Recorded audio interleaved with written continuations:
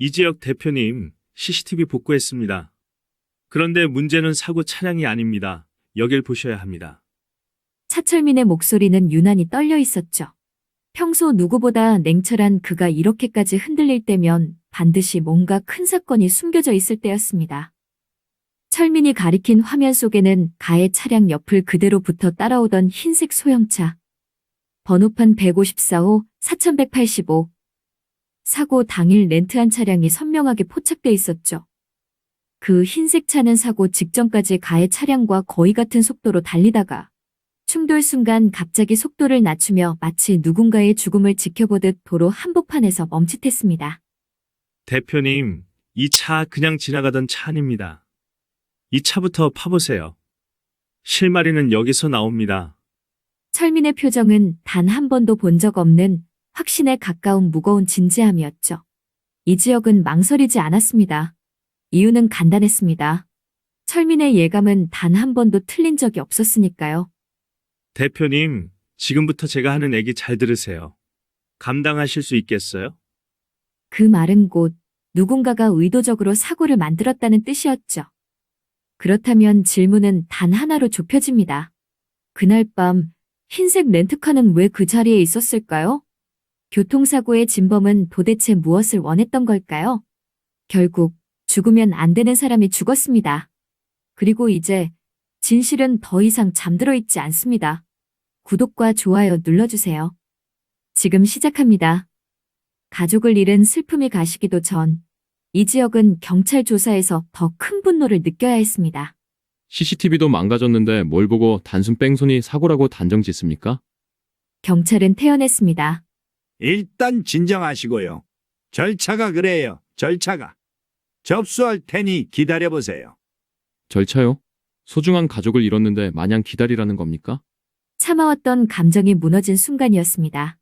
그리고 지혁은 단호하게 말했죠. 됐습니다. 제가 진실을 찾는 게 더 빠르겠네요.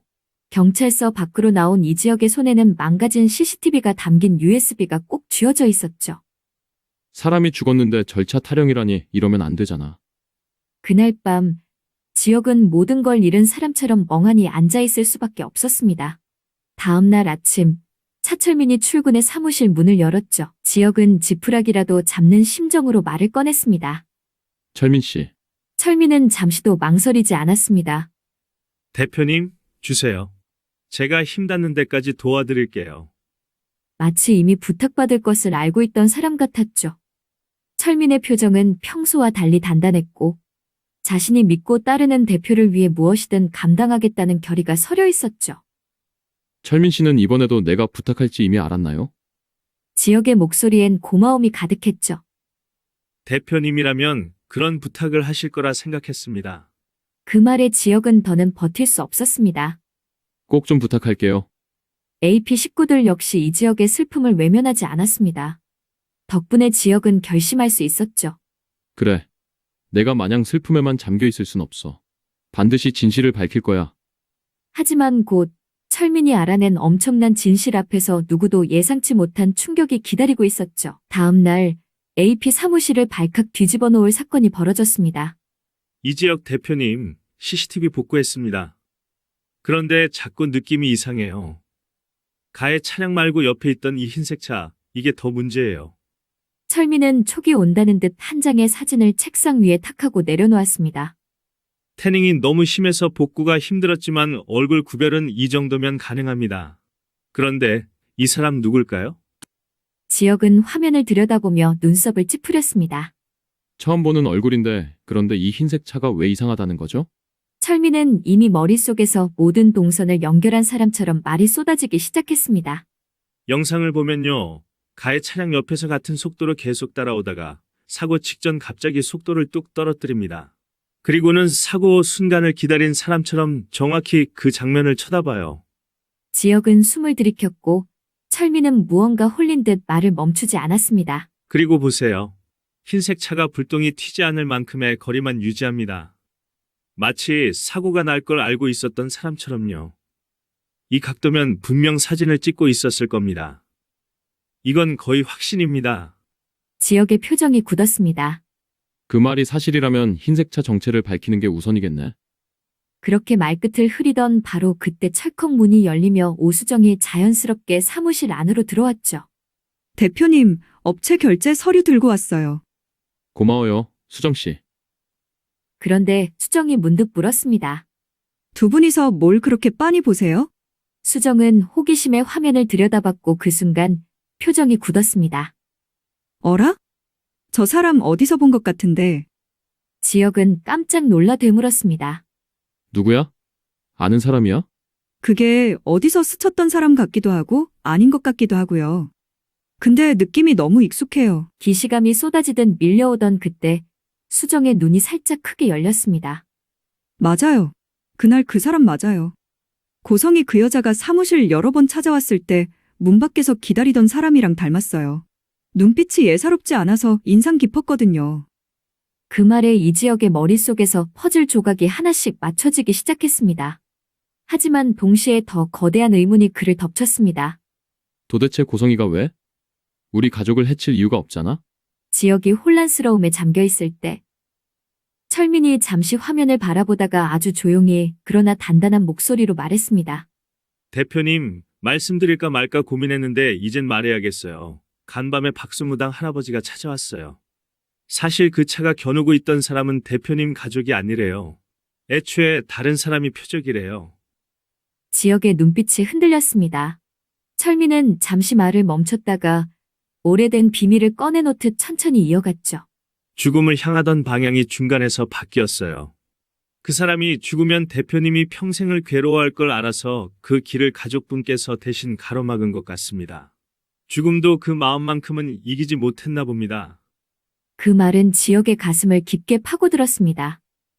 이건 단순한 사고가 아니라는 것, 죽지 말아야 할 사람이 대신 희생되었다는 것. 그리고 무엇보다 진범이 원래 노린 사람은 지혁이 가장 사랑하는 사람. 바로 지은호였다는 사실이었죠. 지혁은 더 이상 멈춰있을 이유가 없었습니다. 오히려 이제부터가 시작이었죠. 그렇다면 진범은 왜 지은호를 노렸을까요? 그 답은 이틀 전으로 거슬러 올라갑니다. 간이식을 받고 퇴원을 앞두고 있던 두 사람. 지은호와 한우진. 하지만 고성이는 이 두 사람을 볼 때마다 묘하게 속이 뒤틀렸습니다. 마치 자신만 모르는 무언가를 둘이 공유하고 있는 것 같았죠. 입원했던 그날도 그랬죠. 지은호는 밝게 웃으며 고성이를 바라봤습니다. 하지만 그 웃음이 고성이에게는 너무 거슬렸습니다. 저 웃음 너무 불쾌해. 마치 무언가를 예고하는 것 같아. 고성이는 설명할 수 없는 불길함을 떨칠 수 없었습니다. 그리고 그 불길함은 결국 정확히 들어맞았습니다. 처음 한우진은 지은호의 간을 받을 바엔 차라리 죽겠다고 했죠. 그런데 왜 마음이 바뀌었을까요? 그날 둘 사이에는 남들 모르는 약속이 생겼기 때문이죠. 지은호는 단호하게 말했죠. 우진아, 고성이 때문에 죽는 건 내 인생이 아까워. 내가 원하는 복수, 우리 같이 하자. 보란 듯이 멀쩡하게 살아서 고성이가 원하는 걸 다 무너뜨려버리자. 그 말에 한우진은 처음으로 길이 보였죠. 자신이 왜 살아야 하는지 이유가 뚜렷해졌습니다. 바로 고성이의 뜻을 거역하고 진실을 드러내는 것, 가족에게 배신받은 그 충격을 어머니에게 똑같이 주고 싶었습니다. 그날 이후 한우진은 지은호와 뜻을 함께하기로 결심했습니다. 은호야, 드디어 오늘이야. 가족들 앞에서 전부 다 밝힐 거야. 우진이 말한 전부는 단순한 사실이 아니었습니다. 어머니 고성이가 저질러온 모든 악행, 27년간 가족을 속인 모든 죄를 고하는 날이었죠. 그 진실을 알고 있는 유일한 증인, 그 증인이 바로 한우진 자신이었죠. 우진은 알고 있었습니다. 진실을 여는 열쇠가 바로 자신에게 있다는 것. 그러나 그때까지 몰랐습니다. 고성이는 몇 수를 더 앞서 준비하는 사람이라는 사실을 말이죠. 그리고 자신의 앞길을 막는다면 뭐든 해치워버릴 수도 있다는 위험한 여자라는 것을요. 그날 저녁 고성이는 간이식 후 회복한 한우진을 데리고 집으로 돌아왔습니다. 평소처럼 당당했고 가족들 앞에서도 아무렇지 않게 거짓말을 늘어놓았죠. 우진이가 드디어 미국 생활 마무리하고 왔어요.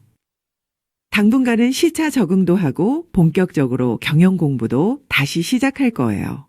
마치 모든 계획이 뜻대로 굴러가는 듯 고성이는 속으로 흐뭇해하고 있었습니다. 다들 잘 지내셨죠? 아버지 저 돌아왔습니다. 박진석은 우진이 반가워 미소 지었죠. 우진아, 환영한다. 경영 공부를 하고 싶다고? 하지만 바로 그때 한우진의 입에서 예상 밖의 말이 터져 나왔습니다. 아니요, 아버지. 저는 단 한 번도 경영 공부를 하고 싶었던 적 없습니다. 다 엄마 뜻대로였죠. 그 말에 가족 모두가 놀랐습니다. 고성이는 당황해 급히 말을 끊었죠. 우진이가 아직 시차 적응이 안 됐나 봐요. 얼른 쉬고 내일 얘기하자. 고성이는 한우진의 손목을 꽉 잡아 채 방으로 끌고 갔습니다. 문이 닫히자마자 소리가 터졌습니다. 너 제정신이야? 어딜 감히 입을 함부로 놀려. 그리고 이내 눈빛이 번쩍하며 말했죠. 오호라, 가만 보니 네 뒤에서 바람 넣은 게 지은호 그년이구나. 우진은 순간 움찔했지만 금세 마음을 가다듬고 고개를 들었습니다. 아니에요. 다 제 뜻이에요. 그리고 어머니, 지은호 털끝 하나라도 건드리면 저 정말 죽어버릴 거예요. 그 말에 고성이의 입꼬리가 천천히 올라갔습니다. 또 죽지도 못할 목숨 가지고 장난질하네? 넌 마음대로 못 죽어. 알아? 고성이는 자꾸 자신의 뜻을 벗어나는 우진이 성가셨죠. 그래, 결국 너를 흔든 게 지은호였구나. 그리고 뒤이어 차가운 결심이 굳어졌습니다. 좋아. 말로 안 되면 너희 둘 한 큐에 끝내주지. 이제 쓸모도 없는 지은호, 그러게 적당히 까불어야지. 그날 밤 집이 모두 잠든 시간, 고성이는 조용히 서재 문을 닫고 들어갔습니다. 그리고 어디론가 전화를 은밀히 걸었죠. 파인트 탐정사무소. 사람 하나 처리해야겠어요. 그리고 그 순간 지은호를 향한 죽음의 그림자가 조용히 그러나 분명하게 움직이기 시작했습니다. 다음 날 한우진은 지은호와 저녁을 먹기로 했습니다. 우진아, 건강은 좀 어때? 우진은 오히려 걱정스러운 눈으로 되물었죠. 내가 묻고 싶어. 지은호 괜찮아? 정말 고마워. 지은호는 환하게 웃으며 말했습니다. 그럼 괜찮고 말고 얼른 먹고 영화도 보러 가자. 그날 두 사람은 오랜만에 아무 걱정 없이 웃었습니다. 하루가 너무 평온해서 오히려 이상할 정도였죠. 하지만 그들이 택시에 몸을 싣던 바로 그 순간 운명은 전혀 다른 방향으로 움직이고 있었습니다. 같은 시각 두 사람을 몰래 따라붙던 사설 탐정 고성이에게 조용히 보고를 올렸습니다. 두 사람 이제 귀가하려는 듯합니다. 처리하고 연락드리죠. 사설 탐정은 지은호만 겁주면 깔끔하게 끝날 예정이었습니다. 지은호와 우진이 백화점에서 나와 택시줄에 섰습니다. 때마침 지은호가 택시에 오르려는 그 순간 버스 한 대가 탐정의 시야를 가로막았죠. 단 몇 초였지만 그 몇 초가 운명을 갈라놓았죠. 사설 탐정은 누가 택시에 타는지 제대로 보지 못했습니다. 그런데도 확신했습니다. 택시에 탄 사람은 분명 지은호일 거라고 말이죠. 하지만 그 찰나의 순간 전혀 다른 일이 벌어지고 있었습니다. 그날따라 늘 대중교통을 타던 김다정과 조옥래 여사는 마음을 바꿨죠. 어머니, 지하철 한 번만 갈아타면 금방인데요. 아유, 참말로 백화점에서 돈 펑펑 썼으니께네 택시 탈만 나지. 나는 오늘 택시 탈란다. 지은호는 김다정과 조옥래 여사가 옥신각신하는 모습을 보자 택시문을 잡고 웃으며 말했습니다. 어르신들 먼저 타세요. 날이 많이 추워요. 두 사람은 극구 사양했지만 지은호와 우진의 선한 마음에 결국 김다정과 조옥래 여사는 택시에 올랐습니다. 바로 그 문제의 택시. 6389번. 그날 운명을 통째로 바꿔버린 택시였죠. 깜깜한 밤길, 사설탐정의 차량 0545-0290. 그 뒤를 또 다른 흰색 차량이 바짝 추격하고 있었습니다. 바로 고성이의 비서 신 팀장이 타고 있던 154호 4185 차량이었죠. 목표는 단 하나였습니다. 지은호가 탄 택시였다고 믿었던 바로 그 차를 겁주는 일, 곧이어 도로 위에서 거대한 충돌이 일어났습니다. 탐정의 차량이 택시와 정면으로 쾅하고 부딪혔습니다. 그야말로 노린 듯한 충돌이었죠. 신 팀장은 차 안에서 그 장면을 지켜본 뒤 바로 고성이에게 전화를 걸었습니다. 이사장님, 한 큐에 처리됐습니다. 고성이는 숨도 쉬지 않고 물었습니다. 신 팀장, 우리 우진이는? 우진이는 무사한 거지? 신 팀장의 대답은 짧고 확실했습니다. 네, 우진 도련님은 따로 지하철로 이동하는 거 제가 확인했습니다. 그리고 통화가 끝나자 운명은 잔혹하게 웃고 있었습니다. 그날 밤 죽어야 할 사람과 살아야 할 사람이 뒤바뀌는 운명의 장난이 시작된 것이었죠. 이제 이 지역은 더 이상 참을 이유가 없었습니다. 증거도 완벽했습니다. 모든 흔적은 단 한 사람, 고성희를 가리키고 있었죠. 고성이 가만 안 둬? 감히 사람 목숨으로 장난을 쳐?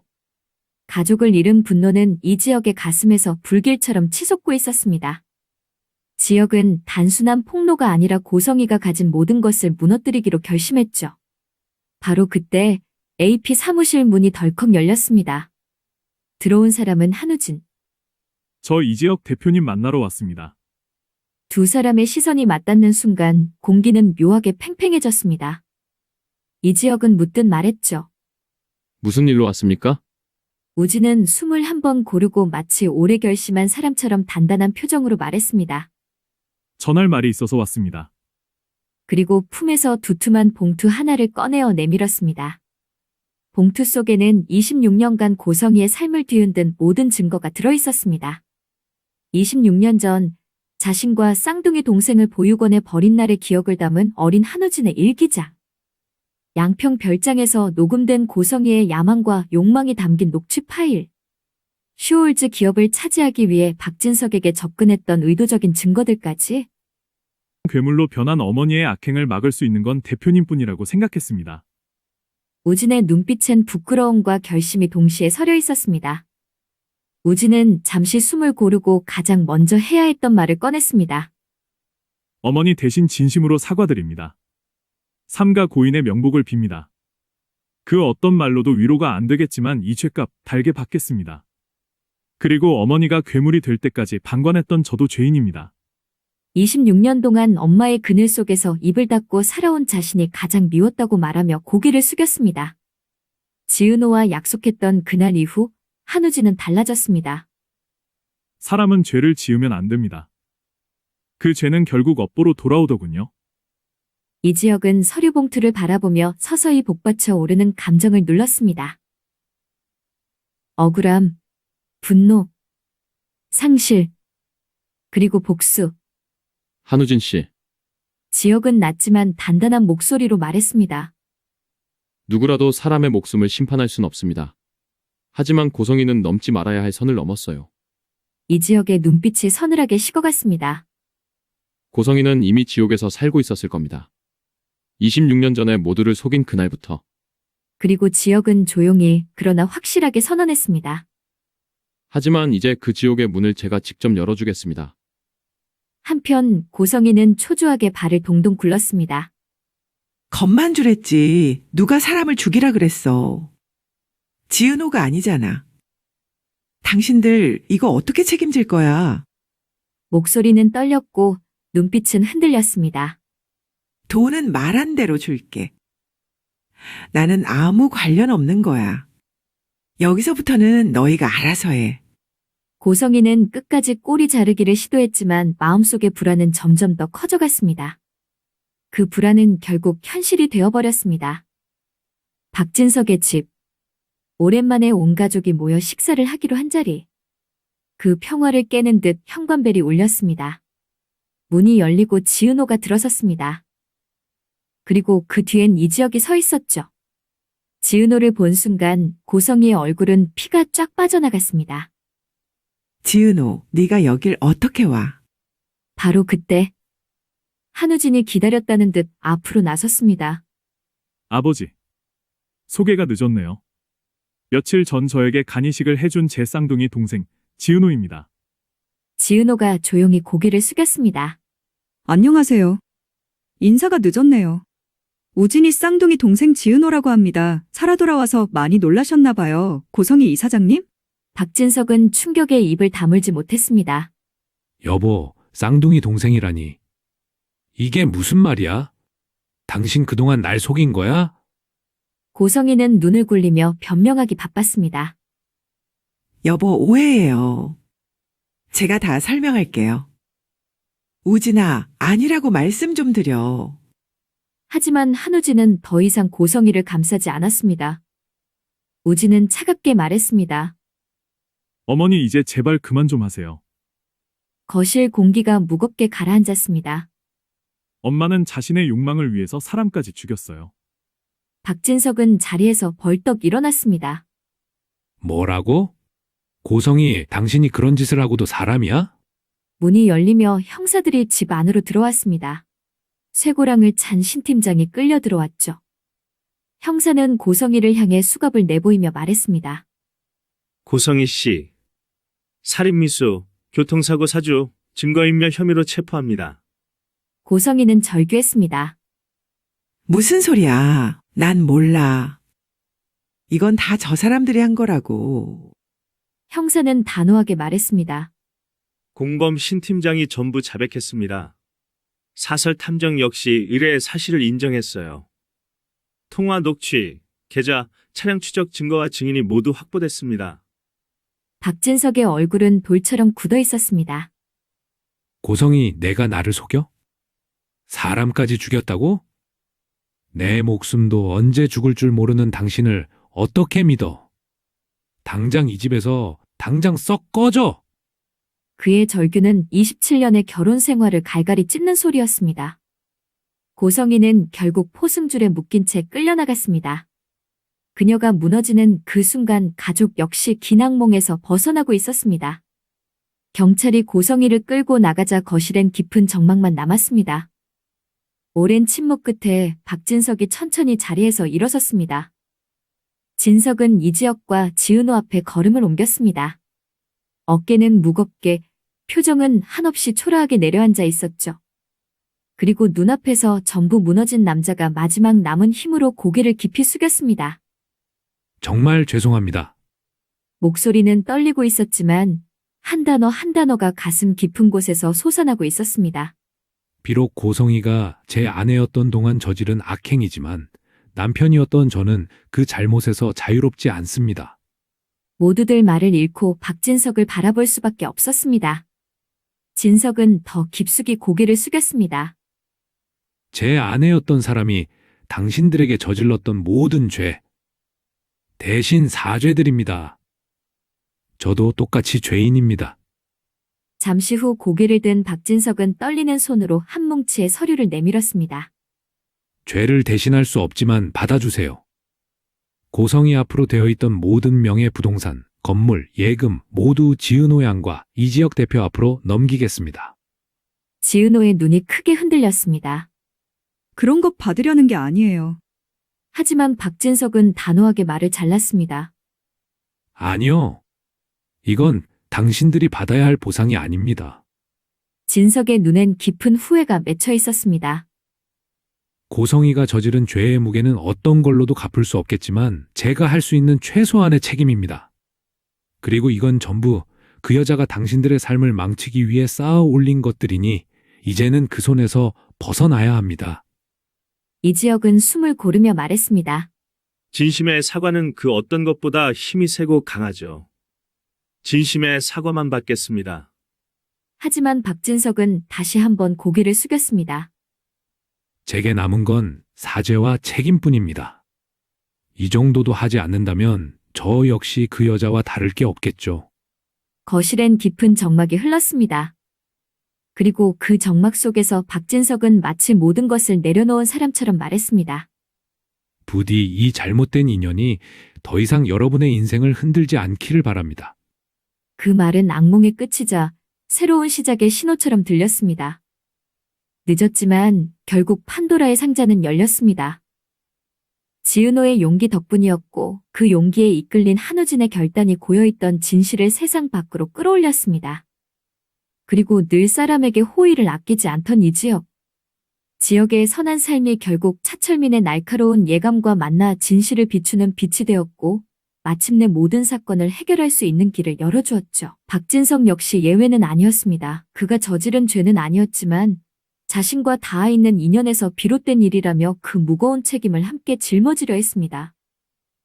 누군가의 잘못을 남 탓으로 돌리지 않고 자신의 몫만큼은 반드시 책임지려는 그 마음. 그것이 한 가정이 다시 숨을 쉴 수 있게 한 첫걸음이었습니다. 사람은 누구나 실수를 합니다. 살다 보면 잘못 판단할 수도 있고 때로는 그 실수로 인해 누군가에게 상처를 줄 수도 있죠.